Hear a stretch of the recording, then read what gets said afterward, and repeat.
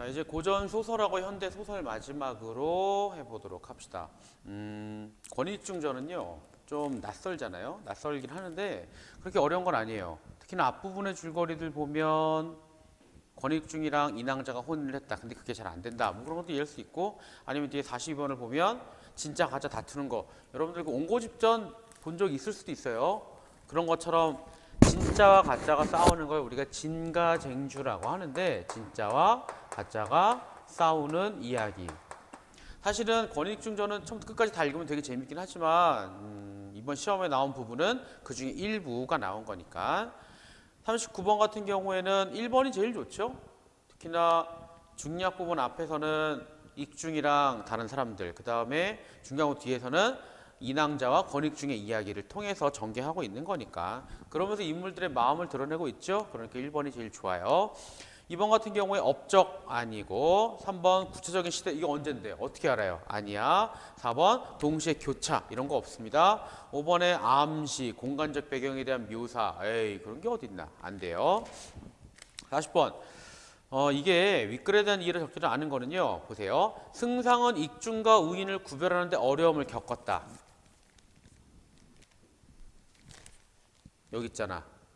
어느 게 참익중, 어느 게 거짓 알기 어려웠다. 승상이 몰라보는구나. 그 다음에 40번에 2번. 승상 부인은 자신의 꿈을 근거로 우익을 익중으로 믿었다. 그 밑에 바로 보면 어젯밤에 이러이러한 꿈을 꾸었더니 과연 그대로이구나. 나와 있죠? 40번에 3번. 익중이 집으로 돌아왔을 때 익중 화를 낸 우인을 보았다. 여기 봐요. 권생이 권익중 얘기하는 거예요. 돌아다니다가 집으로 돌아 대문 안에 들어서니 어떤 한 사람 앉았다 일어났다 하며 화를 내는 것이었다. 익중이 이를 보고 화를 내는 걸 봤지? 맞아요. 40번에 4번 같은 경우는 유람을 죽기로 했다. 마지막에 보면 여기서 하려고 했는데 아유 해서 뭐하냐? 쓸데없거니와 천하강산 두루 돌아 구경이나 다 한 후에 동정호에 빠져 죽으리라. 나온다고. 5번은 위낭자는 대답을 듣고 우인을 반긴다고 나와 있지만 여기를 잘 보세요. 그냥 봐. 위낭자가 익중이지라고 여겨 반겨하고 뭐예요? 그냥 반긴 거야. 그래서 5번이 답이에요. 자, 고전서 41번. A와 B에 대한 설명 적절한 거는요. A를 볼게요. 내가 서쪽으로 갈 때 이러한 게 있었다. 나는 귀신이다. 의탁할 것이 없다. 이러이러했다. 저놈이 바로 그놈이로다. 뭐예요? 내가 예전에 들은 거를 가지고 추정하고 이거 예측하고 있지? 그러니까 부정적인 상황 맞죠? 엉뚱하게 나왔지? 추측하는 거 맞아요. 그 다음 B. 긍정적인 상황에 대한 인물의 만족감을 드러내고 있다. B를 보면 바람아 불어라 비야 오너라 만났으니 만고야 풀어진다. 한이 풀어진대요. 그 다음 이런 사랑 또 있을까? 굉장히 기분 좋죠? 우리 둘이 만났으니 태산이 평지되고 하해가 육지돼서 살아보자. 잘 됐으면 좋겠다. 답은 3번. 자, 마지막은 찾는 거야. 찾는 거. 5번을 봐. 이거 잘 보면 헷갈리지만 사실은 되게 쉬워요. 5번을 보면 인왕자가 각자 익중을 사라지게 만드는 방법을 진짜 익중에게 알려줘요. 어디서? 여기서. 이러이러하게 하면 허수아비가 없어질 것입니다. 그래서 뭐래요? 5년이 지나 이곳에 와서 오늘 밤 복중에 들었대가 찬 아이를 데려가오시오. 뭔 얘기예요? 5년 있다가 다시 여기로 오게 되면 네 애가 있을 거야. 데려가. 근데 5년 후에 만남을 예상한다. 맞는 것 같지? 하지만 잘 보세요. 뭐라고 나오죠? 5년 후에 가짜 익중과의 만남을 예상한다. 그래서 틀린 거예요. 선생님 이거 너무한 거 아닙니까? 아니야. 니네가 잘 읽어야죠. 답은 요것 때문에 답이에요. 답 5번. 자, 마지막으로 우리 현대 소설 보도록 할 건데 학생들 이거 조정래 소설가의 청산댁이라는 소설이거든요. 실제로 찾아서 읽어보세요. 그리고 특히나 여기 발췌된 부분은 되게 슬퍼요. 그러니까 이거 읽으면서 아마 여러분들은 모르겠지만 아마 좀 나이 드신 분들은 울지도 몰라요. 왜냐?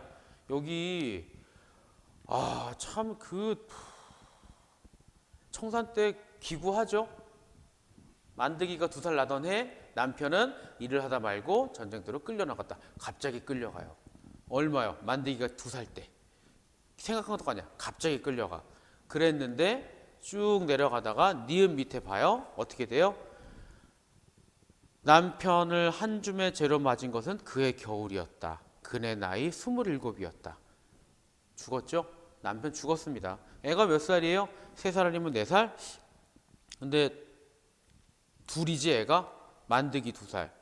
근데 또 밑에 봐. 중약품 줄거리를 봐봐요. 두 아들을 뒷바라지 어렵게 살아간다. 시간이 흘러 장애가 있는 첫째 아들. 아, 첫째는 또 장애가 있대요. 힘들겠지? 둘째 아들 만드기는 군대에 가는 월남으로 떠나게 한다. 불안하죠? 군대에 갔지? 둘째가 끌려갔죠? A는요. 이제 그래서 손자의 돌잔치인 겁니다. 되게 기분 좋을 거야. 또 1살 돌 되게 귀엽고 막 좋거든요. 겪어볼 거야 나중에. 근데 분위기 좀 이상하지? A를 봐요. 청산 때 기시요? 누구다요? 기셨구만이라. 어쩐 일이요? 일로 앉으시오. 근데 누가 같이 와요? 읍사무소에서 나온 양반이에요. 왜 나왔습니까? 아니 그게 저 밑에 봐요. 디귿. 말을 주저하고 있었다. 왜 주저해? 아마 여러분들 풀 때 이거 다 알죠? 이게 뭔가요? 전사통지서입니다. 만드기 얼굴이 뒤범벅이 되었다. 첫 만드기 전사통지서를 들으면서 남편의 얼굴이 갑자기 생각이 나요. 그런 걸 이야기하는 거야. 이게 갑자기 생각이 왜 나요? 옛날 생각나는 거라고. 자, 여기서 남편 얼굴이 떠오르는 이유는 아들이 죽어. 남편이 떠올라. 그런 걸 얘기하는 겁니다. 기구하지? 자, 리얼. 쓰러질 수밖에 없지? 허옇게 눈이 뒤집을 수밖에 없죠? 그러고 이렇게 얘기하다가 마지막에 되게 난 더 슬픈 거는요. 특히 마지막 부분에 보게 되면 청산댁은 사월에 실려 돌아왔다. 그러다가 며느리한테 울지 마라. 아, 이게 정말 대단한 건데 울어봤자 소용없다라고 이야기하는 거야. 왜요? 손자 키워야죠. 그 마음 이해합니까? 이 청산댁이 슬프지 않은 게 아니에요. 되게 슬프지만 손자를 키워야 하니까. 그러니까 버티는 거예요. 아, 그리고 더 슬픈 거 마지막에 송편을 빚어요. 근데 돌잔치에 쓰려고 장만했던 쌀로 아들 장례했을 송편을 빚어요. 그 엄마 마음 이해합니까? 근데 기구한 소설이에요. 아마 여러분들 이거를 꼭 다 읽어봤으면 좋겠고요. 43번은 2번이 제일 좋아. 뭐 설명 안 할게요. 44번. 그래, 이게 동네 사람들에 대한 반감을 엿볼 수는 없죠. 2번입니다. 마지막이요. 보기 좋은데 3번을 봐. 청산댁이 정신을 차린 후에 손에는 낫을 들고 맨발인 채 뛰었다는 것에서 시대의 아픔을 겪은 사회를 치유? 아니, 개인이 사회를 치유해? 그게 아니고 이 소설을 통해서 하다 보면 개인의 이렇게 열심히 사는 게 사회로까지 확장될 수도 있다는 거지. 여기 청산댁이 사회를 치유하려고 뛰어간 게 아니에요. 왜 뛰어가요? 맨발로? 개인적으로 화나니까, 답답하니까, 짜증나니까. 그래서 뛰어간 거지 해결하려고 뛰어간 게 아닌 겁니다. 답은 몇 번이요? 답은 3번이에요. 자, 여기까지고요. 우리 학교 학생들은 좀 이해 안 되면 찾아오고 비문학이 특히 어렵지 문학은 아주 어려운 건 아니었다고. 그래서 이번 시험 바탕으로 해서 내년에 3월, 4월, 6월, 7월, 9월, 10월, 11월까지 잘 볼 수 있도록 노력합시다. 화이팅!